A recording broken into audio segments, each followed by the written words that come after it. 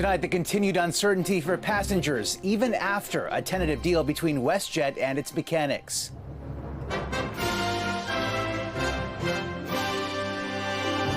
What it means for flyers, out thousands of dollars. We even got a boarding pass for Saturday day's strike.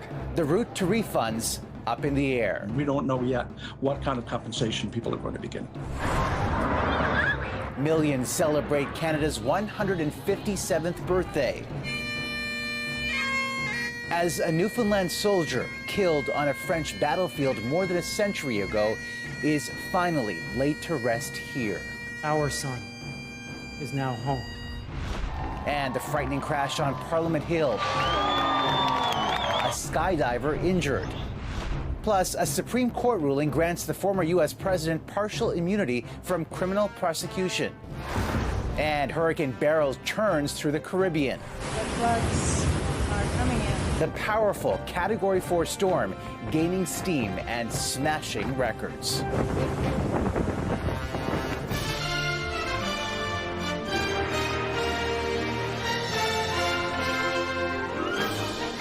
CTV National News with Omar Sachedina, reporting tonight from St. John's.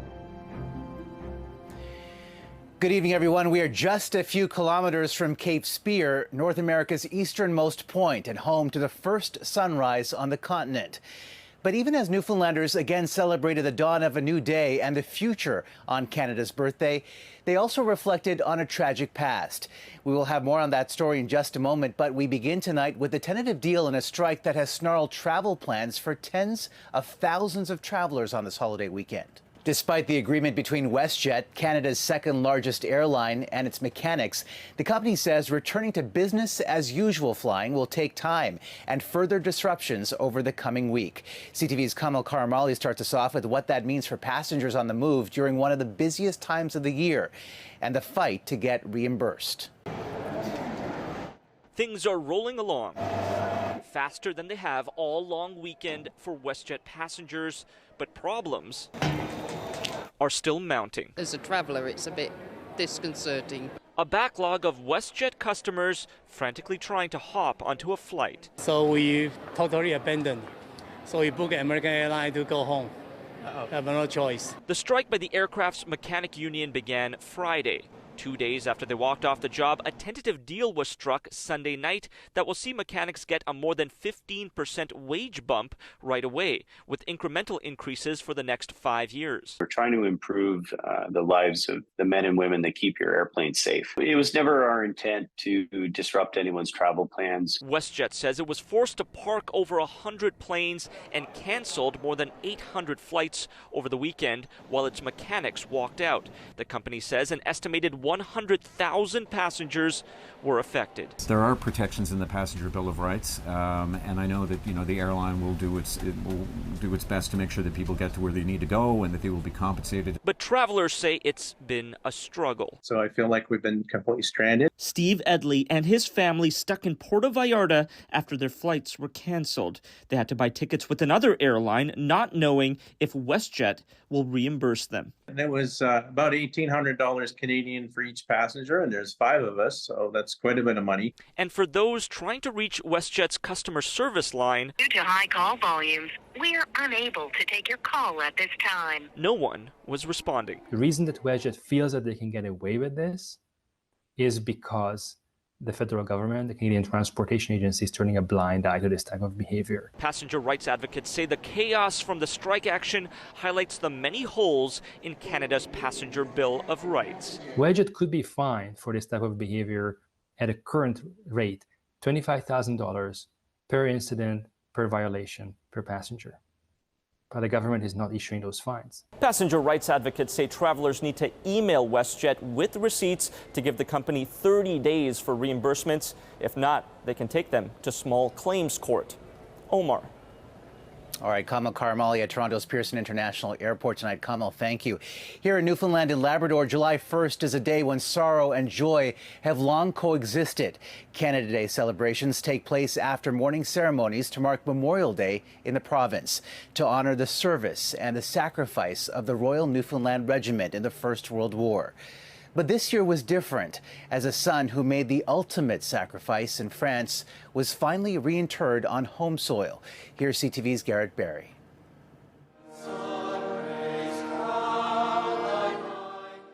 This final journey home, more than a century in the making. Newfoundland's unknown soldier is home tonight, taken from an unmarked grave near a French battlefield and buried again at the National War Memorial in downtown St. John's, this time for good.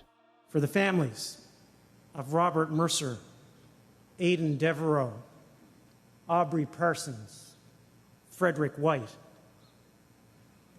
your son has come home. A century ago, he might have stood here, this war memorial, close to the very same spot First World War soldiers boarded ships bound for Europe.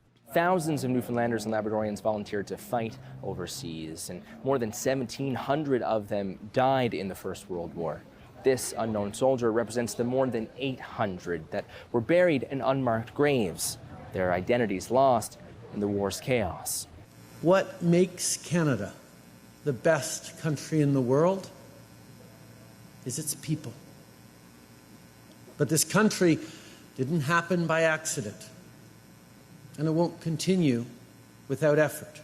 Today they came from far and wide with flags and poppies and blue forget-me-nots to remember.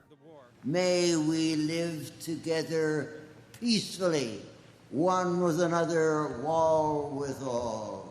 But not just a man who lived and fought and died, also Newfoundland itself, once one of the world's smallest countries, which gave so much and lost so many. And for everyone across Newfoundland and Labrador who carries this in their hearts, our son is now home. A soldier home now and forever. Garrett Barry, CTV News, St. John's. Well, as we mentioned, after this morning's ceremony, the focus shifted to celebrations marking Canada's 157th birthday. The largest was in the capital.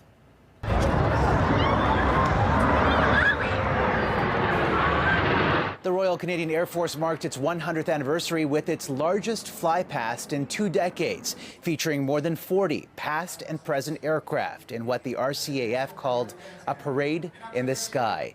Even some U.S. military aircraft took part as examples, planes the RCAF says will be part of future Canadian fleets. But this year's party also comes with some pessimism, particularly from younger Canadians about their futures. CTV's Colton Prale with the new snapshot. A sea of red and white. But across Canada, celebratory song. Hey, beautiful day. And dance reverberating from coast to coast to coast as Canadians old and new mark the occasion. But national pride looks very different this year. While Canada is broken, the people did not break it. The powerful did.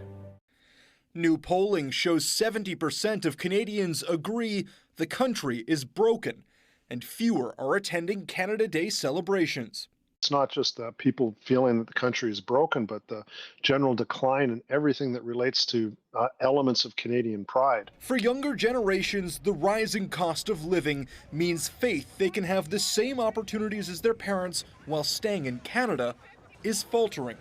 That's a real concern and problem for us to see, can we do it or we have to come back? But the problem isn't unique. Youth around the world are questioning whether governments are providing a future for them. You know, it's scary because I want to, move out and start my own stuff or travel, but even that's just expensive as well. Those fears driving calls for political change. Justin Trudeau spending the day in Newfoundland with a small group of supporters away from Ottawa in what could be his final Canada Day as Prime Minister. Brave, kind, resilient people. That is the story of Canada. That's what makes our country the very best place on earth. So let's keep making it even better. And for some, that message resonating. According to a Leger survey, 3/4 of people say they feel proud to be Canadian. We are lucky to live where we are, and I'm proud to be here. In spite of financial concerns, those we spoke to say this day is a reminder of why they're not giving up on their country. Colton Prale, CTV News, Ottawa. A frightening crash on Parliament Hill during a Canada Day performance injured a member of Canada's military parachuting team.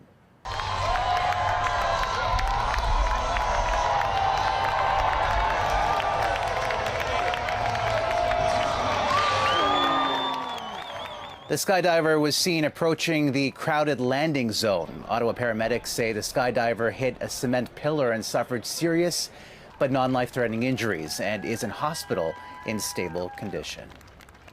A pivotal decision from the top court in the U.S. today. The Supreme Court ruling in a 6-3 decision that Donald Trump has some immunity from criminal prosecution. To break down the ruling for us, let's bring in CTV News political analyst Eric Ham. Eric, the matter came before the 9 justices as a result of the indictment that charges Trump with plotting to overturn the results of the 2020 election. So what impact does today's decision have on that case? What it does is it will now send the case back to the lower court where the judge in that case will then have to decide on which issues will be brought before the court and which issues will be thrown out. Now, the ruling states that a president has immunity for official acts, but is not immune from unofficial acts, and referred the matter back to a trial judge. Who makes that determination between what's official and what's unofficial? It will be the trial judge who will have to decide official acts versus unofficial acts. But again, Donald Trump can appeal her decision, which means this process could play out all over again. All right, Eric Ham, appreciate your analysis tonight. Thank you.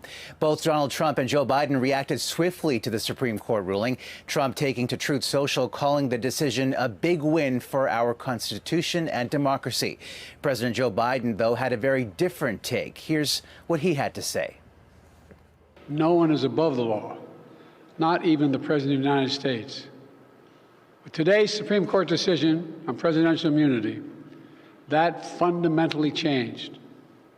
For all practical purposes, today's decision almost certainly means that there are virtually no limits on what a president can do.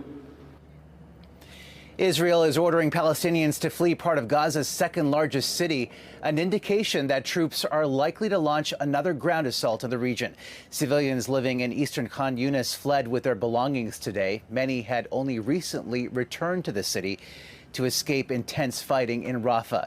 It comes as Israeli Prime Minister Benjamin Netanyahu claims that his country's forces are close to eliminating the military capabilities of Hamas. Pro-Palestinian protesters who cut short Toronto's Pride Parade reiterated demands to organizers about why they blocked the route and prematurely stopped the celebrations. Here's CTV's Beth McDonnell. This is pro-Palestinian protesters shutting down Canada's largest Pride Parade in Toronto. The disruption causing organizers to cancel the march through the streets about an hour early and forcing 67 groups in the parade to stop without finishing the route. There is no pride in genocide. Gary Kinsman is a founding member of Toronto's Gay and Lesbian Committee in 1981 and recently resigned from Pride Toronto. He says the decision to protest was after a meeting was requested with Pride Toronto to discuss demands from Queers for Palestine, which included the organization divesting from corporations it says have ties with Israel. We had 19 members of Pride Toronto, 10 ex-members, hundreds of people from the community asked Pride Toronto to have this special general meeting. They refused. The protest was organized by a newly formed group called the Coalition Against Pinkwashing. They say they're disappointed the parade was cut short, but they were forced to interfere to highlight and educate people about the number of Palestinians dying in the nearly 9-month-long running conflict. It is utterly shameful that Pride Toronto has turned into a spectacle that glamorizes the very corporations and governments that are oppressing and discriminating against us. Estella Nash is a lesbian who took part in the parade. It was really horrifying. It was sad. It was really sad for all of us. There's other times and places you can protest. I mean, we get one little tiny weekend a year to show everybody. While others have been left feeling torn. It is disappointing. On another hand, there's like a crisis going on in the world, and there should be more of a push to increase awareness of it. Pride Toronto's executive director says that decision made for the safety of everyone. He says a written response was given to groups who wanted information and the meeting in the spring over the demands. You know, when I speak to my colleagues across the world that are leading prides, they have had several meetings and the disruptions still happen. Protesters say they would rather see a smaller grassroots pride parade rather than a larger one with corporate sponsors they say they can't support. Beth McDonnell, CTV News, Toronto. Coming up. Hurricane Beryl bears down on the Caribbean. Plus, mid-flight chaos as severe turbulence leaves dozens injured.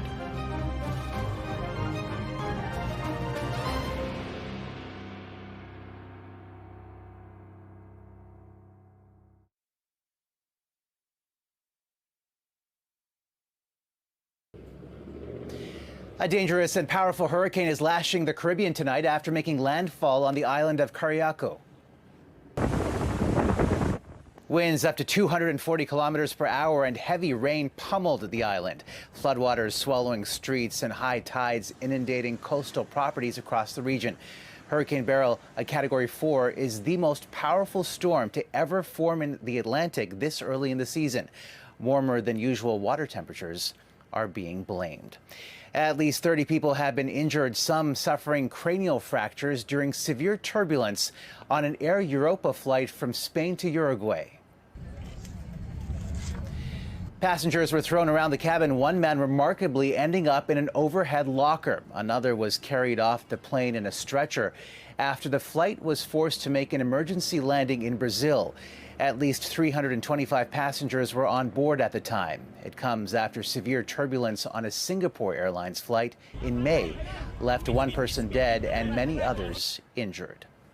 Still ahead, a conversation with the Governor General about the enduring lessons of a war fought more than a century ago.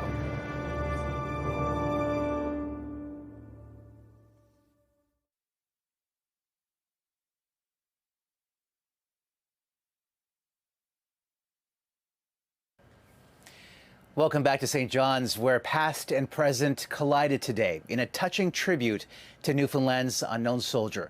The Princess Royal, Princess Anne, was supposed to attend the ceremony but could not because of an injury. This afternoon, I spoke to the Governor General about that and asked Her Excellency about her reflections on the lessons of a war fought more than a century ago. Well, you know, I think it's about freedom. The freedom that we have in Canada. Those soldiers that fought for that freedom in that era are still relevant. You know, we have to have hope, empathy, and the freedom that we have in our country is priceless, and we should safeguard that. And I think that's, you know, when you think about the war or the unknown soldier that today we buried is a symbol of how selfless those soldiers were when they got on the ship here and went across the ocean to fight a war because they wanted our freedom. And to me, to this day, that applies, I think, for all peoples, not just for Canada, but for all peoples. The world is so diverse and so many differences around the world, but it's freedom that we want in our lives. And a freedom that you can't take for granted as well, right? Yes, you can't take it for granted. For Newfoundlanders, July 1st has always been a very unique day, right? Because until noon, they commemorate Memorial Day, and then after that, it's Canada Day. And so the sentiments of sorrow, of grief, live alongside sentiments of joy and celebration. For you today, what was that like? It was very emotional. I was thinking about what it possibly could have looked like in those days when those men, those soldiers went to war. And just to feel that emotion and knowing that finally the unknown soldier has been brought home after over 100 years. And you know, you really have to reflect on today and where we are today in our country, and to feel the emotion. And it's like us, it's like our life. We, in one moment we can be very emotional, and the next minute we can be very happy. So it was a bit like that, you know. One moment you feel the sorrow and the empathy, and you know, just being honored, you know, feeling honored to be part of this ceremony today. And then on the other hand, you look around with all these people in the crowd, and they're there because they care. You read some touching words from the Princess Royal in your remarks. I know she wanted to be here very much. Is there an update on her condition? We know that she left hospital after her injury on Friday. Yes. How's she doing? Well, as far as I know, she's home resting, and she's doing much better. And she asked me to convey the message that I gave earlier today about how sorry she was for not being here, that she really wanted to be here. But things happen, and she had an accident and couldn't travel. So, but she was, you know, she thought about us. She thought about Canada, and I wanted me to convey the message about how she will, you know, she will be back, I think, is really kind of the message that came through in her. Very important. Those were her words that I conveyed. Yeah. And thank you to Her Excellency for that conversation this afternoon. After the break, honoring the sacrifice for freedom.